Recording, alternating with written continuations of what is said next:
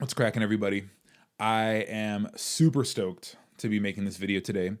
I've been wanting to make it for quite some time. I just have kind of procrastinated because I've had other things going on, but blah, blah, blah. Nobody cares about that. I actually wanted to make this video originally because I'm a huge fan of this amp, and I, like some of you out there, will YouTube and try to look up information and videos and stuff, and there's just like not a lot of YouTube videos on this amp. And I think it kind of, despite being pretty renowned in like the bass world, I guess, it's kind of an underrated amp, especially considering that it was like the first of a couple things that we still utilize today, or at least bass amp manufacturers utilize today. So I thought it'd be cool to do a special on it. I wanted one for a long time. I got my hands on it, and it's been my main amp, one of my main amps for the last couple years. So of course, I'm talking about the Gallien-Krueger 800RB, the GK 800RB. I should also point out, if you want to hear some demos of this amp, maybe fast forward toward the end of the video. I'm going to just blah, blah, blah for a while. Funny story, it's not my first GK amp. I got a GK amp when I was pretty young.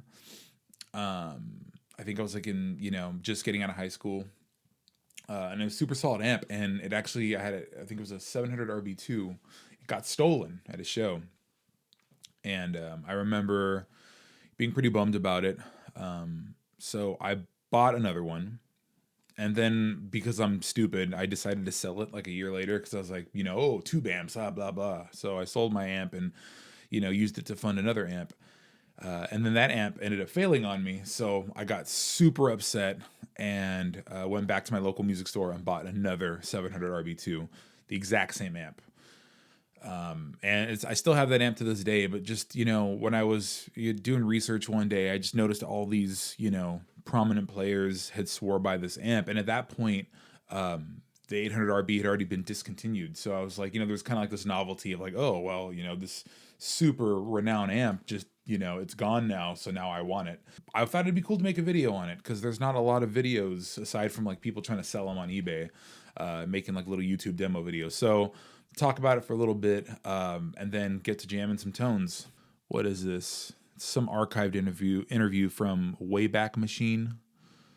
I don't know. This looks like a magazine article, but anyways, GK's amps were the beginning to take the center stage in '74. Company debuted the successful 200G guitar amp. 200G was the first amp to include channel switching with an overdrive channel. That's crazy. I'm assuming that's solid state because I feel like people have been able to switch to overdrive channels on amps for a long time, but I don't know. Could be me. Okay, here we go. In 1981, after offering amps in metal boxes, GK introduced its 200RB and 200RG amps with rack mount ears, making them truly rack mountable, another first in the music products industry. So they were, from what I'm gathering based on this interview, the first amp company to rack mount amps. That's insane. I guess it's not super prominent in guitar land, but for bass players, we rack mount all of our shit most of the time. That's kind of tight. A year later, GK's new 800RB became the world's most popular bass head, a 400-watt bi-amped powerhouse, pumping out 300 watts for bass frequencies and 100 watts for highs, all trafficked with an adjustable crossover and contained in a 3-space rack mountable enclosure. In addition to being the first bi-amp bass head, it offered 2 more music industry firsts, a direct out and a removable AC cord. I didn't know that, and that to me is insane because that's something that you find on like legit every bass amp nowadays, solid state tube otherwise. So even though the industry's kind of moved towards this Class D thing, still employing the XLR out and the AC removable cord. Wild. Didn't know that. The 800B, okay, that just starts going further. So, to my knowledge, I know of a few bass players that do the whole bi-amp thing. That was like the big selling point of this amp when it came out. It was like, oh, you can, split everything to high, the lows to the low section, the high to the high section, which is actually a really common recording trick. Bass players, we're basic. It's in the name, bass. So we're typically just plugging our head in, plugging the speakers in, and just calling it a day. But what GK was doing at this time was really trying to take this like studio level quality of bass amplification to the live setting, which I think is amazing. It's genius. But anyways, for those of you who don't know, the biamp system, the way it works is that there's a 300 watt amp for the low end, which is kind of like the grunt of what you're doing. That's where your power is coming from. And they essentially have a 100 watt like tweeter amp. So that way you can kind of cut in your highs and get this really like hi-fi sound. It's kind of like almost like an amp counterpart to like an alembic bass, where it has like the two outputs coming out, or like Billy Sheehan's, crazy bass pickup splitting thing he does. However, the interesting thing is that amp ended up not really being known for, at least being employed by players for the biamping system. It just became this like workhorse powerhouse amp that just found itself all over the place for just that 300 watt section, which if you think about it, 300 solid state watts really in most cases is not enough, especially when you're talking about bands like Guns N' Roses and, No Doubt and Red Hot Chili Peppers. These guys are playing clubs cranked full blast, and yet this amp was still keeping up with that, which I think is kind of at least the selling point for me with GK when I was kind of coming into it. These amps might have a low power rating, but they're voiced a certain way to where they're just so loud. They appear so loud.